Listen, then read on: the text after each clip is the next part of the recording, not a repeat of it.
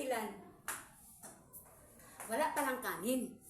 Paminsan-minsan sa buhay natin, kapag galing tayo sa trabaho, galing sa lakad, nagugutom tayo, no? Kaya lang, tingnan mo naman, saging. Masarap sana, di ba? Kaso lang, ang kanin, paano yan?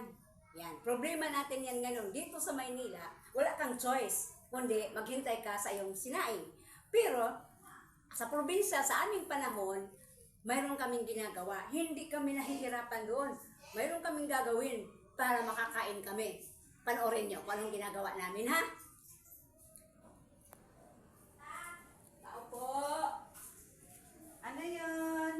Anay, Oy! may malamig kang kanin or bahaw? Mayroon! Pwedeng pahingi kasi nabibitin ako eh. O sige, Magsasayang pa si tatay. Ay, si tatay! Pwede mahingi? kuha ka lang kasi, pwede, kunin mo na yan lahat para hugasan ko na yung yung kaldero, magsasaing na rin ako. Lahat talaga ha. Sa'yo na yan. Yan. Parang kunti na lang naman siguro din yan. Marami man manin. Hindi ko na sige. ubusin lahat. Ganon kami sa probinsya.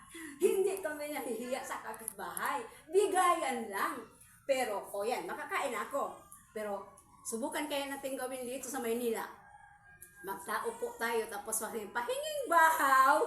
Baka mamaya, bagsakan ka ng pinto.